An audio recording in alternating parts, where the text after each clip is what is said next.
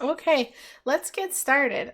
So the first things first, how do you get your art on my videos? It's free. All you have to do is go to my subreddit. So go to istebrak.com and click on the subreddit icon here. It'll take you to the subreddit. Challenge that is due for November 30th is the Spear of Light. So please check that out. And if you learned something today, and I know you will, please consider joining me on Patreon as $1. It's just $1 a month. I know it may seem like a hassle to join for just $1, but if you join and everybody else joins, it goes a very, very long way to keeping this community supported, to showing your support in any way. And I really appreciate those who've hopped on. Thank you so much. And all of today's classes, all of my classes and today's class are shortened for YouTube. The full length videos are still uploaded and they're given to my watchers, to all my patrons. Okay, so let's get started on today's paint over. This is such an interesting piece, so much going on. Rarely do we get intense expressions, and whenever we do, I just so excited to critique it because it's a rare opportunity. Artists don't mess with expressions too much. And here we have one, and it's intense. So let's talk about it. Right off the bat, I'm having issues with the composition. So I've shown you guys before how to figure out if your composition sucks. And all you gotta do is get a new layer and just gray it out. And get a second layer, turn off the gray layer, and paint over all the areas you feel are interesting in the new layer. Okay. And then we're going to turn on our gray background, and you can see, well, not much is happening here, not much is happening here, and this is a void space. So why don't we bring this down here and crop here and here? Hey, things look okay here. Do you see that? So if we go back to where you were before and just take a look at it before the crop, you can see we're not missing anything. Unless, you know that meme, unless? Unless we make something interesting happen. So if we maybe do some extra details with her hair. Okay. Add some asymmetry, maybe add some hair flowing in front. You've added all these tiny hairs, which are abysmal to the image because they're so thin that they are damaging the composition because they're working like cut lines. Imagine a painting is carried up by, let's not say it's only 4, but in this case, it's many pillars, and it's just like a building that has a piece of paper on top of it, and it's many pillars. You crash down one of these pillars, what happens to the building? What happens to the ceiling? It collapses. It still stays up for the most part, but a lot of the building comes down. All right, so it's like broken down. Imagine you cut out another pillar. That was anatomy that just fell off, and this is composition. And then you have another floppy corner.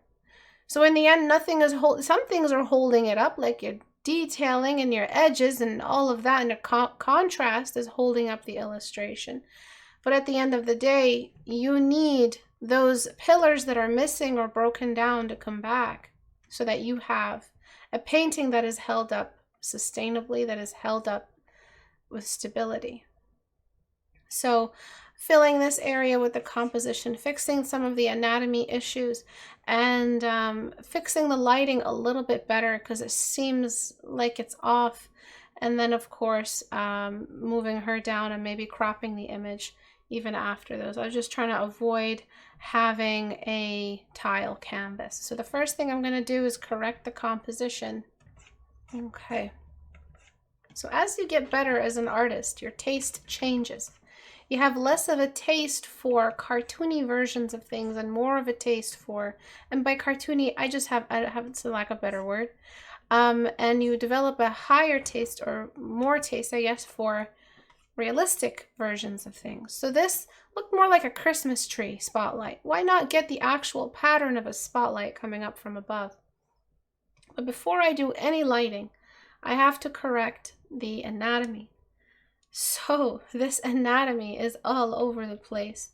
The hands feel like they have completely shrunken. And I don't know if this is something you intended, but I'm going to try to fix it. And the arms as well, very, very shrunken. So how do you know? Like, how do you fix it? How do you know when you have something that's just completely off anatomically? Reference is a good one, and critique. Critique is the best way. Because if you've got 5 different people from 5 different locations on the globe who don't know each other in the Discord community telling you the arms feel small, they're not lying. All right, it's not, you know, oh, everybody's wrong with me. No, they're not lying. If they're telling you there's something off with the anatomy, believe them. Because if a non-artist, especially if a non-artist tells you something's wrong with those arms, you better believe that non-artist.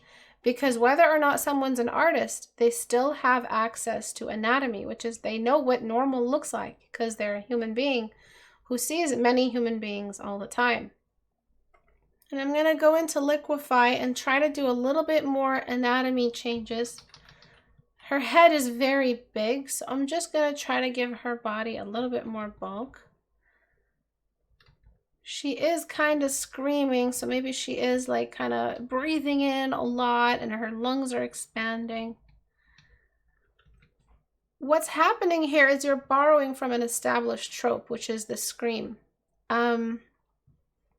The scream painting, the classic Salvador Dali, right? Salvador Dali. So I keep messing him up with Franz Mucha. I don't know why.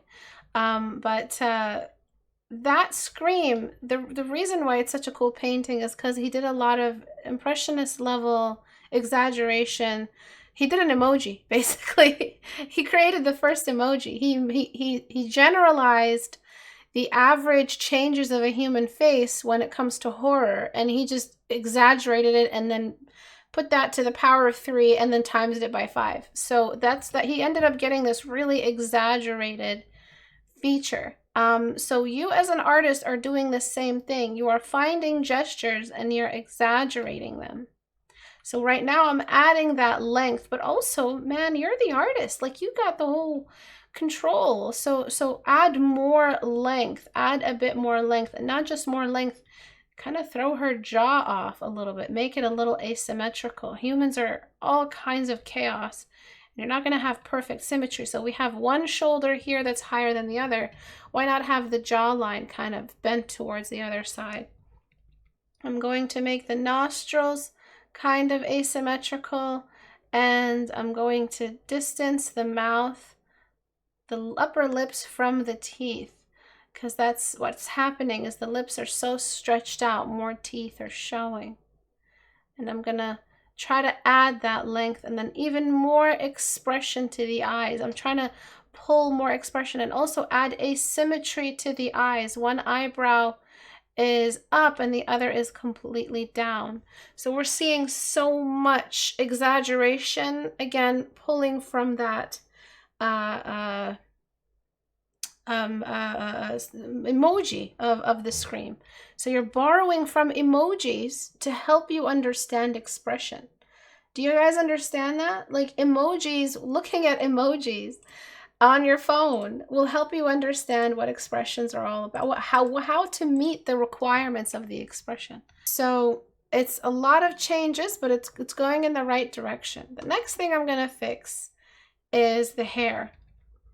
So I'm going to just give us some more thicker strands, and they're just asymmetrical. I'm not looking at the other side when I do the next bundle of strands. I'm just going to keep it asymmetrical as possible.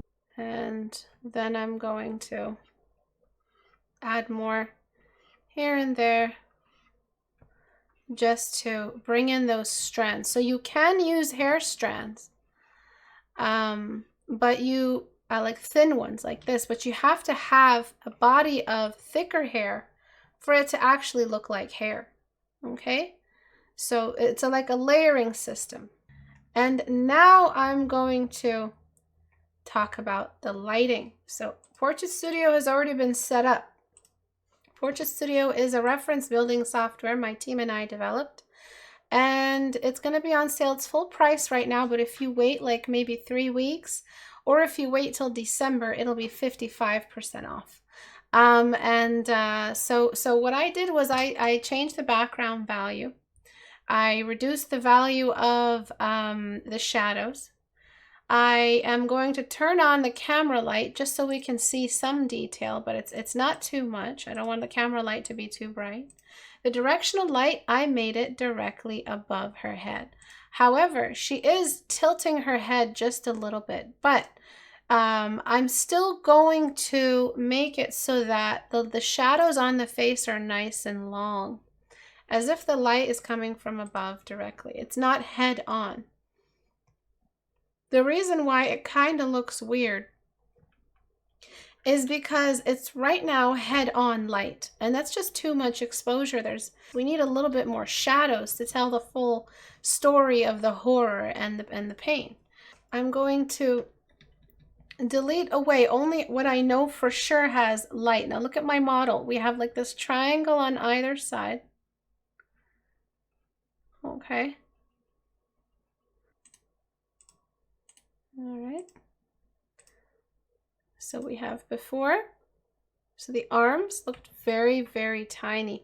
If that was something you wanted to do, if that was something you wanted to keep, I don't feel like it was intentional, but if you did want to make like this horror character, you know, deformed science experiment with the big neck and the, you know, like that's what you're pulling from that genre, kind of like anatomy horror, then you can keep it. But you can see how tiny the arms were before.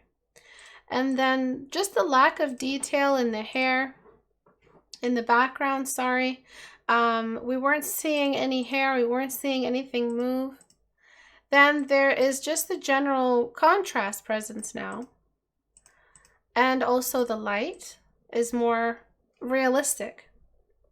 So before, after, it doesn't take a lot to elevate your paintings. It doesn't take a lot of effort. The steps were extremely simple. And this is a whole new artist now. So you guys can achieve these changes. And the more critiques you get, the more corrections you get. So there's critique and then there's correction. All my private tutoring students have mandatory corrections. It preserves the information in their mind. It makes the information that was once verbal physical skill and mental skill. So make sure you're doing these corrections. Don't assume, oh, just because I did it, you're copying me or some bull crap like that. No, I want you to copy me. I want you to do these corrections because it will actually add knowledge in your brain. I'm doing this so you can get better. All right, thank you everyone for watching. I really appreciate you guys coming out to the live streams. I have a personal goal of mine. I want to stream every critique hour from now till December. If you guys want to buy Portrait Studio right now, it's full price because the sale season is over, but it will be on sale at the end of November or at the beginning of middle of November or the end of beginning of December, somewhere around Christmas time type deal at 55% off, along with my masterclass. And also there will be new masterclasses uploaded to my Gumroad, specific 3 to 4 hours just on eyes, just on noses, on mouths, really pushing the knowledge of portraiture even further for anyone interested. And please consider joining as a $1 patron if you learned something today. That's a watcher tier on Patreon. And if you want to join my Discord, we game and hang out every night on the gaming text channel, on the voice channel. You can join it here by going to my community tab and clicking the join the official Discord server icon. Thank you all for coming. I'll see you guys next week at Tuesday at 5 p.m. Eastern time. Bye.